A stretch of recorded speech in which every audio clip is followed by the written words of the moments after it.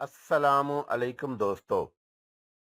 سائر جنات نگری کے دو جنوں سائر اور کاراکا کی پر اسرار کہانی۔ ایک خیر کا پرتو تھا اور دوسرا شر کا مجسمہ۔ دوستو، کہانی میں آگے بڑھنے سے پہلے میری آپ دوستوں سے گزارش ہے کہ چینل کو سبسکرائب کریں اور بیل کے آئیکن کو دبائیں تاکہ آنے والی ویڈیو کا نوٹیفیکیشن آپ کو بر وقت ملے۔ میرے پاس روحانی طاقتیں ہیں اور روحانی طاقتوں کے سامنے شیطانی طاقتیں ایک لمحے کے لیے بھی نہیں ٹھہر سکتی، میں نے کہا۔ بہرحال یہ بتاؤ، کیا تم میری مدد کرو گی؟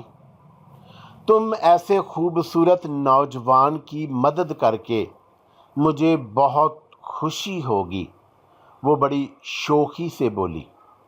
مجھے بتاؤ کیا کرنا ہوگا؟ فی الحال وہ کرنا جو میں تمہیں کہوں گا۔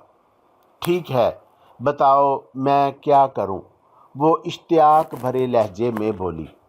اس کا چہرہ جوش کی شدت سے تمتما رہا تھا اور آنکھوں میں چمک تھی۔ تمہیں کسی طرح سردار مٹوشا کو بے ہوش کرنا ہوگا، میں نے پرسوچ لہجے میں کہا تو وہ بے اختیار چونک پڑی۔ بے ہوش؟ اس نے میری بات دہرائی۔ ہاں، کیا کر لو گی؟ میں نے اثبات میں سر ہلاتے ہوئے کہا اور جواب طلب نظروں سے دیکھنے لگا۔ وہ چند لمحے کچھ سوچتی رہی، پھر ہاں میں سر ہلاتی ہوئی بولی، ٹھیک ہے، میں کوشش کرتی ہوں۔ کوشش نہیں، میں نے اس کی بات کاٹی۔ اگر تم نہیں کر سکتی تو رہنے دو، میں خود ہی اس سے اکیلا نمٹ لوں گا۔ میں نہیں چاہتا کہ تم میری وجہ سے کسی مصیبت میں پڑو اور سردار مٹوشا کے زیر آتاب آؤ۔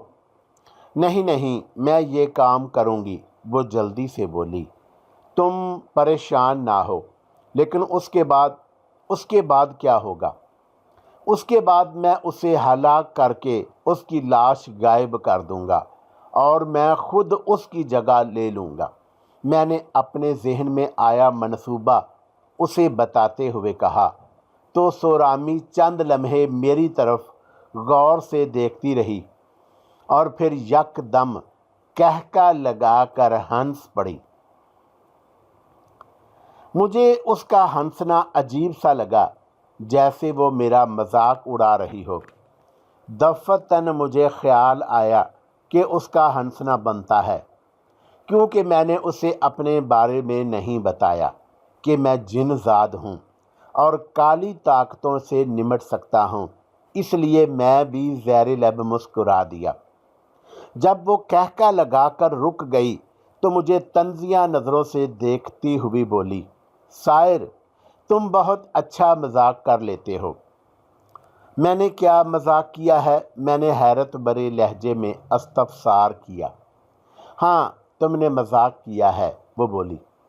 سردار مٹوشا کی جگہ لینا آسان نہیں ہے اور تم آسان سمجھ رہے ہو۔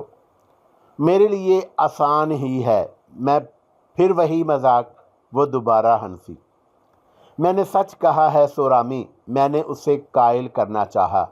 تم میری بات کا یقین کرو۔ یکدم وہ سنجیدہ ہو گئی اور استفہامیہ لہجے میں گویا ہوئی، کیسے یقین کروں؟ جو کام ممکن ہی نہیں، میں وہ کیسے مان لوں؟ تمہیں ماننا ہوگا سورامی۔ اچھا، کیا تم جادوگر ہو؟ وہ دو بدو ہوئی اور میری آنکھوں میں جھانکتی ہوئی بولی۔ میں مسکرا دیا۔ میں جادوگر نہیں ہوں، میں نے نرم لہجے میں کہا، میں ایک جن زاد ہوں۔ جن زاد سمجھتی ہو نا؟ یا اس کے بارے میں بھی وضاحت سے بتاؤں؟ میری بات سن کر اس کی آنکھیں پھٹی کی پھٹی رہ گئیں اور اس کے چہرے سے مسکراہٹ غائب ہو گئی تھی۔ وہ سراسیمہ لہجے میں دریافت کرنے لگی، کیا کہہ رہے ہو سائر؟ تم جن زاد ہو؟ شاید وہ جن ذات کے بارے میں سمجھتی اور جانتی تھی، تبھی اس کے لہجے میں حیرت نمایاں تھی۔ میں نے اسبات میں سر ہلاتے ہوئے کہا، میں جن زاد ہوں۔ لیکن وہ کہتے کہتے رک گئی۔ لیکن کیا؟ میں نے اسے خاموش دیکھ کر پوچھا۔ مجھے یقین نہیں آ رہا۔ اس نے اپنی بات مکمل کی۔ میں ہنسا۔ اگر تمہیں یقین نہیں آ رہا تو میں تمہیں ابھی غائب کر دیتا ہوں، پھر شاید تمہیں یقین آ جائے گا۔ اوہو، مجھے غائب مت کرو، مجھے یقین آ گیا ہے، وہ جلدی سے بولی۔ شکر ہے تمہیں میری بات تو سمجھ میں آئی۔ میں نے طویل سانس لی، جیسے منو وزن میرے کاندھوں سے اتر گیا ہو، ورنہ جس انداز میں وہ پوچھ رہی تھی اس طرح تو اسے سمجھانا بہت مشکل تھا۔ لیکن تم سردار مٹوشا کو کیسے مارو گے؟ وہ استفہامیہ لہجے میں دوبارہ بولی۔ وہ تو بہت بڑا ساحر ہے اور اس کے پاس کالی طاقتیں ہیں، بے شمار کالی طاقتیں۔ وہ میرا کام ہے، میں نے جواب دیا۔ میں اسے ہمیشہ ہمیشہ کے لیے اس دنیا سے غائب کر دوں گا۔ اگر ایسا ہو جائے تو یہ سب قبیلوں پر تمہارا بہت بڑا احسان ہوگا۔ سورامی فرت مسرت سے بولی۔ قرب و جوار میں بسنے والے قبیلے اس کے ظلم و ستم پر بہت پریشان ہے۔ بس تم سے جو کہا ہے وہ کرو، میں نے کہا۔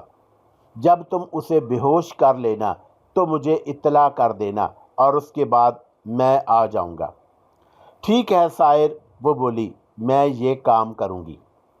اب تم جاؤ، ایسا نہ ہو کہ سردار مٹوشا اچانک آ جائے یا اسے شیطانی طاقتوں کے ذریعے پتہ چل جائے کہ تم مجھ سے ملنے آئی ہو تو وہ تم سے خفا ہوگا، میں نے کہا۔ ہاں تم ٹھیک کہہ رہے ہو، وہ اٹھتے ہوئے بولی، اور جیسے ہی مجھے موقع ملے گا میں اپنا کام کر لوں گی۔ وہ چند لمحے مجھے محبت پاش نظروں سے دیکھتی رہی اور پھر وہاں سے چلی گئی تو میں نے بھی ایک طویل سانس لیتے ہوئے آنکھیں موند لیں۔ دن اپنے معمول کے مطابق گزر رہے تھے۔ 4 روز ہو گئے تھے۔ میں ابھی تک اسی جھونپڑی میں قید تھا۔ اس دن کے بعد سورامی دوبارہ وہاں نہیں آئی، لیکن مجھے امید تھی کہ وہ بہت جلد اپنا کام کر کے آئے گی اور پھر سردار مٹوشا کو راستے سے ہٹانے، اس کی جگہ لینے اور سورامی کے ساتھ اس قبیلے میں جانے سے کوئی نہیں روک سکے گا۔ ایک طرح سے یہ اچھا ہو گیا تھا۔ سورامی اپنے قبیلے کے پجاری سے سرخ پتھر حاصل کرنے میں میری مدد کرے گی۔ چونکہ وہ اپنے قبیلے کے سردار کی بیٹی تھی، اس لیے مجھے یقین تھا کہ پجاری اس کی بات نہیں ٹالے گا۔ مجھے یوں لگ رہا تھا جیسے میں بہت جلد عابدہ کو بازیاب کرانے میں کامیاب ہو جاؤں گا۔ میری منزل اب قریب آتی جا رہی تھی۔ جھونپڑی کی دیوار کے ساتھ ٹیک لگائے میں اسی حوالے سے سوچوں میں گم تھا کہ مجھے باہر سے شور شرابے کی آواز سنائی دی۔ یوں لگتا تھا جیسے کوئی چیخ چیخ کر سردار مٹوشا کو پکار رہا ہو۔ میں نے غور سے سنا تو اگلے ہی لمحے بے اختیار چونک پڑا۔ وہ آواز بلا شبہ پجاری رام داس کی تھی۔ اس کی آواز سنتے ہی میں نہ صرف ایک جھٹکے سے سیدھا ہو کر بیٹھ گیا بلکہ غور سے سننے لگا۔ وہ کہہ رہا تھا، سردار مٹوشا باہر آؤ اور میرا شکار میرے حوالے کرو۔ شکار سے مراد یقیناً میں ہی تھا۔ غصے کی ایک شدید لہر میرے وجود میں دوڑتی چلی گئی۔ میں اٹھ کر کھڑا ہو گیا اور انگوٹھی اپنے وجود سے لگائی تو یکدم میرے گرد سرخ دھواں سا پھیلا جو پلک جھپکنے سے پہلے ہی غائب ہو گیا۔ میں غیبی حالت میں چلا گیا تھا۔ چنانچہ میں جھونپڑی کی دیوار عبور کرتا ہوا باہر آ گیا۔ وہ منظر کچھ یوں تھا۔ سردار مٹوشا کی جھونپڑی کے سامنے پجاری رام داس کھڑا چیخ رہا تھا اور اس کے چہرے پر غصے کے تاثرات ابھرے ہوئے تھے اور آنکھیں سرخ ہو رہی تھی۔ قبیلے کے مرد و زن بھی اس کے ارد گرد جمع ہو چکے تھے اور حیرت بھری نظروں سے اسے دیکھ رہے تھے۔ پجاری رام داس کے چیخنے کے باوجود سردار مٹوشا اپنی جھونپڑی سے باہر نہیں نکل رہا تھا۔ پجاری رام داس نے ایک قبائلی سے گرجدار آواز میں پوچھا، کیا سردار مٹوشا اپنی جھونپڑی میں موجود نہیں ہے؟ سردار اپنی جھونپڑی میں ہی ہے، قبائلی جواباً بولا۔ وہ باہر کیوں نہیں آ رہا؟ شاید سردار سو رہا ہے۔ اس وقت سہ پہر کا وقت تھا اور سردار مٹوشا سو رہا تھا۔ اس سے کہ پہلے کہ پجاری اس سے کوئی بات کرتا، اچانک جھونپڑی کا دروازہ کھلا اور سردار مٹوشا باہر آ گیا۔ اس کی آنکھوں سے صاف دکھائی دے رہا تھا کہ وہ اس وقت سو رہا تھا۔ وہ سیڑھیاں اتر کر پجاری رام داس کے سامنے جا کر کھڑا ہو گیا اور اس کے چہرے پر غصے کے تاثرات تھے، جیسے اسے سردار پجاری کا چلا چلا کر بولنا اچھا نہیں لگا تھا۔ عین اسی لمحے سورامی بھی جھونپڑی سے باہر آ گئی۔ میں چونکہ غیبی حالت میں تھا اس لیے وہ مجھے نہیں دیکھ پائی تھی۔ کیا بات ہے پجاری رام داس، کیوں چلا رہے ہو؟ سردار مٹوشا نے بھی غصے سے پوچھا۔ شاید وہ دونوں ایک دوسرے کو جانتے تھے۔ ظاہر ہے کہ دونوں کا تعلق کالی دنیا سے تھا اور وہ دونوں ہی شیطان کے پیروکار تھے۔ میرا شکار میرے حوالے کرو، پجاری رام داس نے کہا تو سردار مٹوشا بے اختیار چونکا۔ میں سمجھا نہیں، تم کس شکار کی بات کر رہے ہو؟ وہی جسے تم نے قید کیا ہوا ہے۔ سردار مٹوشا نے بے اختیار چونک کر اس جھونپڑی کی طرف دیکھا جس میں چند لمحے پہلے میں موجود تھا۔ سورامی نے بھی چونک کر جھونپڑی کی طرف دیکھا تھا۔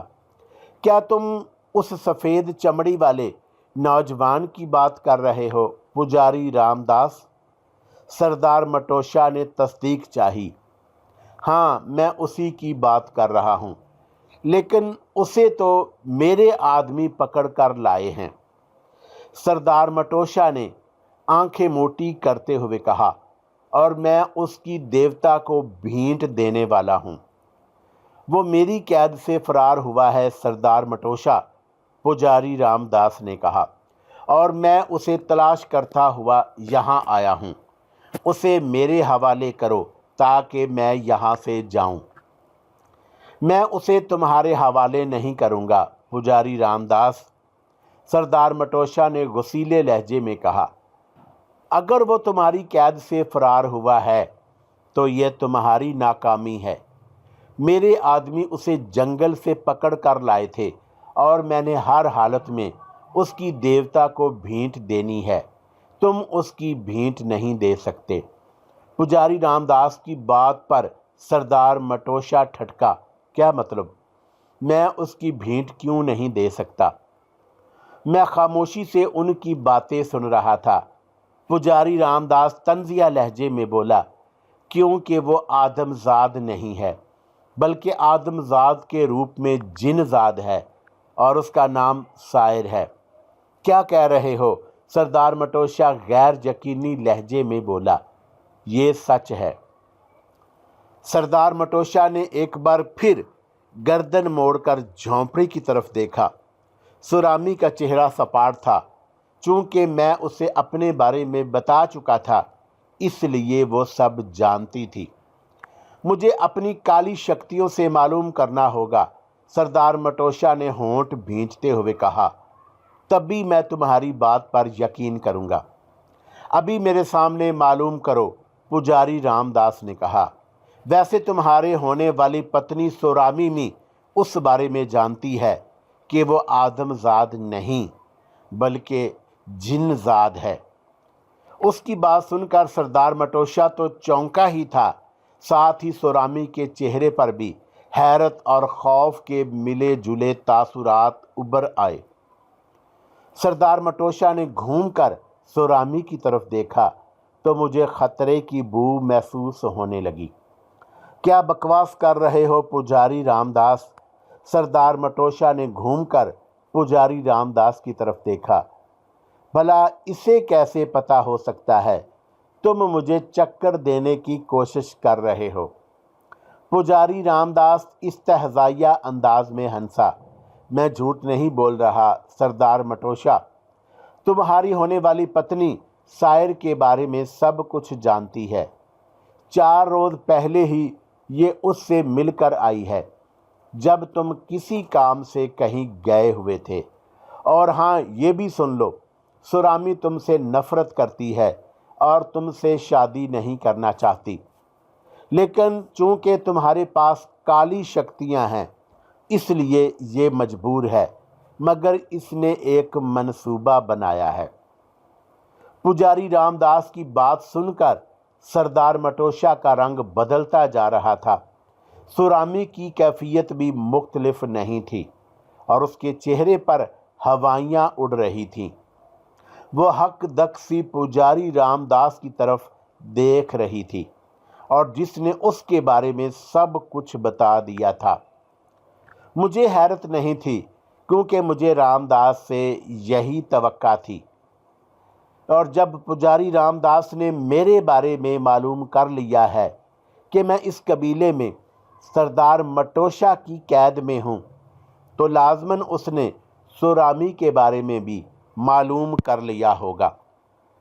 سورامی، سردار مٹوشا نے انتہائی غصیلے لہجے میں سورامی سے مخاطب ہو کر کہا تو وہ ڈر گئی اور تھر تھر کانپنے لگی۔ کیا پجاری رام داس صحیح کہہ رہا ہے؟